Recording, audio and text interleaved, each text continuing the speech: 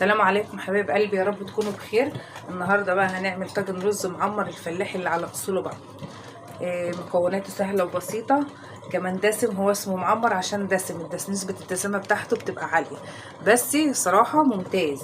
هيبقى معانا كيلو رز مصري عادي غسلينه، وكيلو الرز بياخد كيلو ونص لبن يكون سخن لسه غاليينه، ومعانا كوبايتين زبادي ومعلقه ملح ومعلقه سكر كبيره ومعلقتين سمنه بلدي سايحه وحوالي ربع كيلو قشطه كده او اكتر. كل ما بتكتري القشطه بتديله دسامه، وفي نفس الوقت بتعمله اللي هو الوش الذهبي كده المحروق، اللي هو بيبقى الوش بتاعه التخين ده.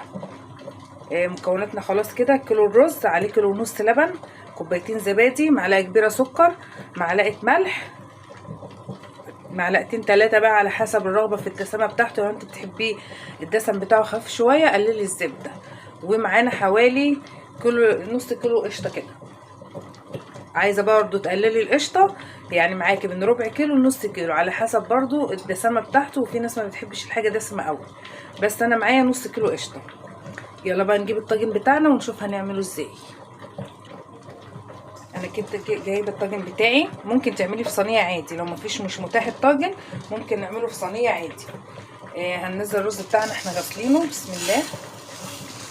وطبعا انا مولعه الفرن معايا من فوق ومن تحت، اهم حاجه يتولع من فوق ومن تحت. طب للناس اللي هي عندهم الفرن بيتولع من فوق بس او من تحت بس، يبقى هنشغل الشوايه الاول نعمل له وش، وبعد كده نطفيها ونشغل من تحت. بسم الله. يبقى كده الرز بتاعي نبدا بقى نحط له القشطه. اول حاجه هنحطها القشطه، بسم الله.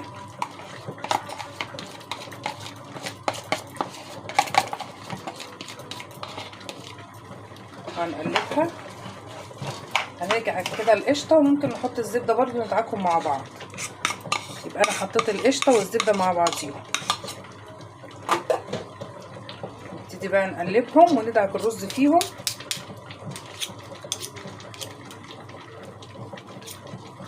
بسم الله.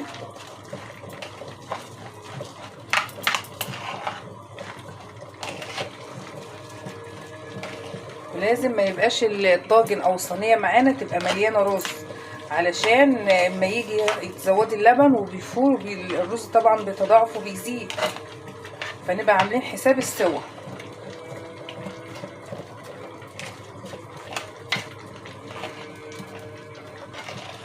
لازم ندعك الرز الاول في الزبده والقشطه معانا كويس، عشان نتاكد ان الرز كله بقى فيه قشطه وبقى فيه زبده.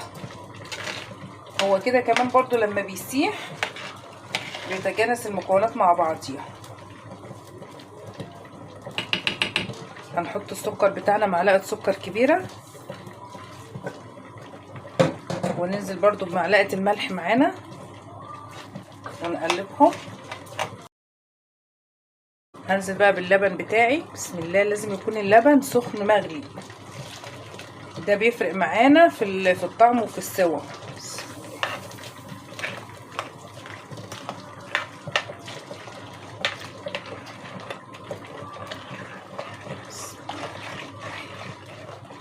يبقى عيار اللبن قد الرز مرة ونص.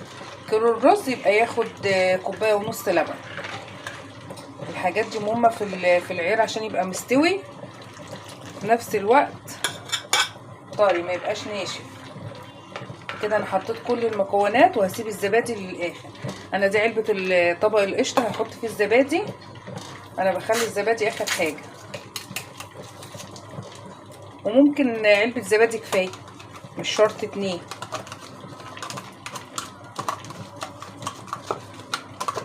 طريقه الرز سهله وبسيطه، بس الخطوات بتاعتها مهمه. يعني على قد ما هو سهل ازاي، بس في ناس كتير جدا بتتساءل الرز المعمر بيتعمل ازاي، وفي ما بينجحش مع ناس كتير مع انه ما فيهوش اي حاجه.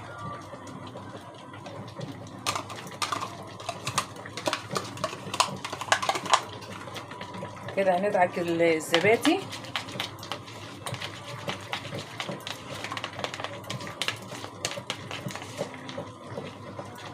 بس ننزل بقى على الوش كده، بسم الله.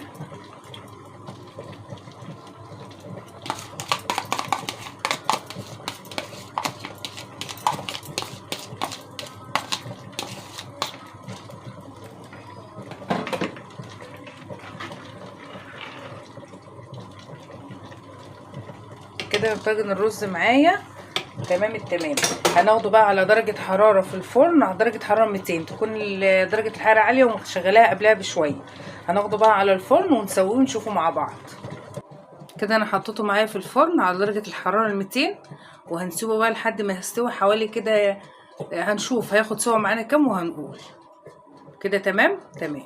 التسوية شغالة معايا جميلة جدا. شايفين ما شاء الله عمل الوش اللي هو التخيب بتاعه الاسود دوت، حاجة هايلة جدا. شايفين ما شاء الله.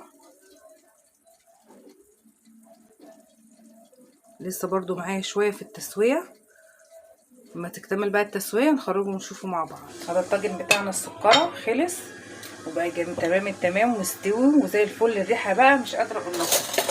بشوية القشطة اللي محوشينهم من اللبن مع كيلو ونص لبن، حتة زبدة، علبة زبادي، عملنا طاجن رز ما شاء الله عليه. شايفين محترم. وده الطريقة اللي احنا قلنا ان الرز لازم يكون في النص كده ونسيب له مساحة، لان الرز بيزيد وما كانش كده واحنا بنعمله. هنغرفه كده مع بعض ونشوف. بسم الله.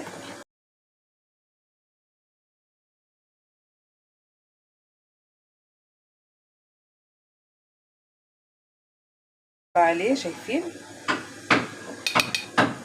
مفلفل الرز حبايه من حبايه. شايفين الطعم بقى حكايه. الريحه شايفين ريحته تحفه تحفه تحفه. والوش ما شاء الله عليه تخين ازاي. شايفين فلاحي فلاحي، يعني الفلاحي في البيت المصري. رزنا ممتاز. شايفين ما شاء الله.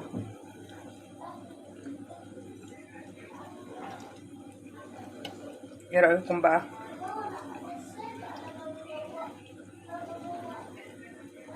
رز تحفه ما شاء الله عليه. والريحه بقى والطعم، طعم تحفه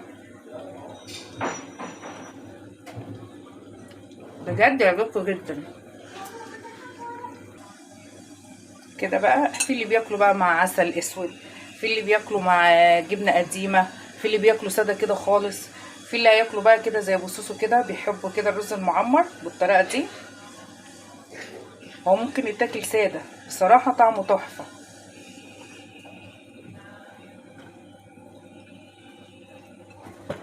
نغرف له كده شويه، نعمل له بصوا بقى طبق مخصوص.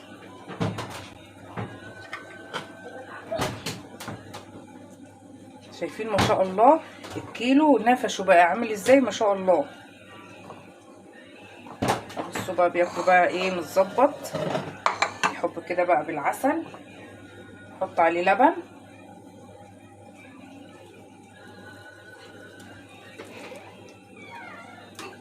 نحط عليه عسل ابيض.